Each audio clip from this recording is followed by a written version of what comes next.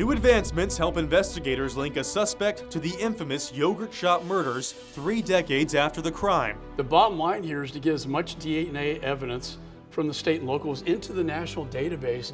How new technology and new legislation could help Texas solve more cold cases. Their whole personality disappear is a very tough thing to watch. Texas voters will soon decide if the state spends billions to boost dementia research.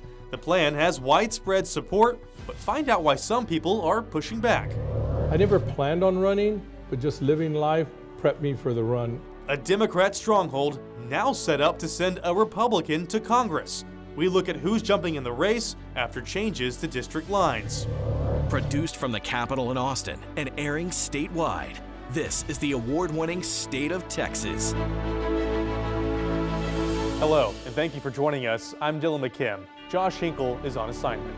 The Texas Attorney General's office estimates the state has nearly 20,000 unsolved homicides. But there's a break in one of the most notorious cases. Last week, police named a suspect in the 1991 murders of 4 teenage girls in a North Austin yogurt shop. Investigators now say DNA and ballistic evidence links Robert Eugene Brashears to the crime. Detectives call him a serial killer. He took his own life in 1999 during a standoff with police. The break in the yogurt shop case came in part due to advancements in investigation techniques. Capitol correspondent Adam Schwager looks closer at how technology and new legislation could help Texas solve more cold cases. Robert Eugene Brashears wasn't known to be a serial killer until genetic evidence in 2018. At that time, Brashears had taken his own life 19 years earlier and is now accused of taking the lives of 4 teenage girls in Austin back in 1991. So he's good for the sexual assaults and murders throughout the 90s that he never had to stand trial for. At a news conference on Monday, Austin police and the Texas Attorney General's office walked through how they connected Brashears to the crime after 34 years using ballistics and YSTR chromosome profiling. So this is something that could not have happened until 2025. Lead detective Daniel Jackson says now is the time for detectives all across the country to resubmit cold case evidence they may have, because collaboration with departments across the nation solved this crime. If you've got old shell casings, resubmit them to NIBIN. We are getting hits in other cases already. In 2021, the Texas Attorney General's office opened its cold case unit.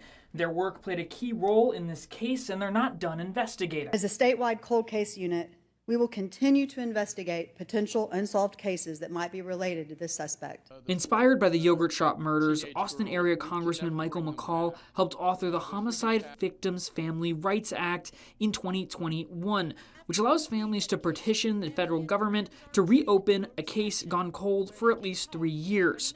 The sister-in-law of one of the victims still thinks there's room to go. Law enforcement far and near, please hear this.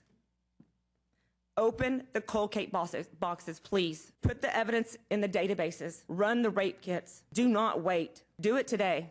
For State of Texas, I'm Adam Schwager. You heard Adam mention legislation by Congressman Michael McCaul to help families affected by cold cases. I sat down with the congressman to get his perspective on the break in the case and how his legislation could help solve other cases. I've met with the families extensively, met with the cold case office and the Attorney General's office and Austin Police on this matter over the years. We were trying to get access to some of these commercial DNA databases. I passed the cold case bill that opens up, families can request a reopening of the case. But I think the bottom line here is to get as much DNA evidence from the state and locals into the national database so that we can make these determinations more quickly. I mean, this took 35 years. I applaud APD for what they have done and the Attorney General's office. But 35 years, you had 2 individuals who were prosecuted who now did not meet the legal requirements of being indicted in that case. And so I do think DNA doesn't lie. I mean, you know, it's not going to lie to you. It's not a forced confession. DNA will tell you the truth in every case.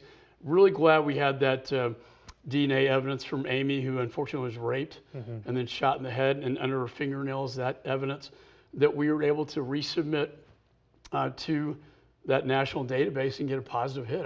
It really brings closure to the families, and and resolve this murder mystery. It's been out there for so many years. And there was ballistics evidence in this case that the detective in this case said we were not able to solve this until 2025 when technology finally caught up. And it was really a call to all the investigators out there in the country, open up those cold cases, see what you can do with this evidence. And that's sort of what your bill does here is because, you know, the biggest advocates for these victims are going to be their families. And that allows them. Have you seen success like this? We have. I mean, this whole cold case national database is starting to be put together starting in August. I would like to advance further legislation to make it a requirement state and locals put this DNA into the national, database so that we can solve these cases more, quickly and for the families too. This has been really hard on the families. And I can't imagine. I have 4 daughters. I can't imagine them going through something like this. Sure. Well, let's move on. This is your last term in U.S. Congress. I've heard you say before in the past in interviews recently that things have shifted among Congress members, that things seem more performative, more partisan than they have in the past from your tenure in Congress. Is that the new normal, or do you see any path forward where we could start coming back together as Democrats, as Republicans, and be Americans first? That's what I would like to see. That's the way I always conducted myself as both the chairman of the Homeland Security Committee and the Foreign Affairs Committee. Look, I didn't get elected to perform, scream and yell on TV and get YouTube, shots out there. I really wanted to govern. I wanted to get things passed into law, and I knew to do so I had to work across the aisle. I think the mood and temperament of Congress has changed in 20 years. Over the 2 decades I've served, where it's become more vitriolic, demonizing the other party has become very much in style, and I don't think it's very healthy. I think working together, particularly on national security committees like the ones I've chaired, is so important to speak with one voice against our adversaries, for instance. But also, I had the most effective committee in Congress last Congress because I did work with my ranking member, and we got those things done. Anything else you'd like to add, sir? It's just been an honor for me. My dad was a bombardier on a B-17, inspired me to serve my country in this space. I'm not going away, and it's been a real honor to serve the people of the 10th District.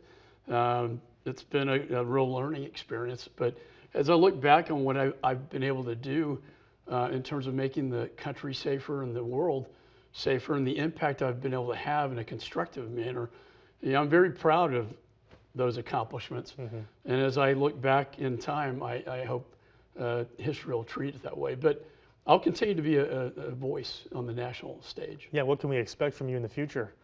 We'll see. I'm dealing with offers right now. Ethics prohibits me from talking about that kind of stuff. But I always want to stay in the space that I've been in for so long, going back to, Chief of Counterterrorism right here in Austin, U.S. Attorney's Office, Deputy Attorney General for Criminal Justice in the Attorney General's Office. So anyway, it's just been a true honor, and I think it's good to let go of power. It's humbling, but it's also very liberating. There are 4 ways to leave Congress. You can die in office, which I didn't want to do. You can lose. You can be indicted, or you can go out on top. I feel like I'm going out on my terms. I did it my way, as Frank Sinatra said, and I feel like I'm going out on top. All right, Representative Sinatra, signing off. Thank you so much, sir. I appreciate it. Thank you for your service. Thanks, Dylan. A plan to provide billions to fight dementia and Alzheimer's will soon be in the hands of Texas voters. The promise and the concerns over boosting research. And later, redistricting brings a big change to the field in one race for Congress. We'll look at how Republicans are now pushing to get on the ballot in this formerly blue district.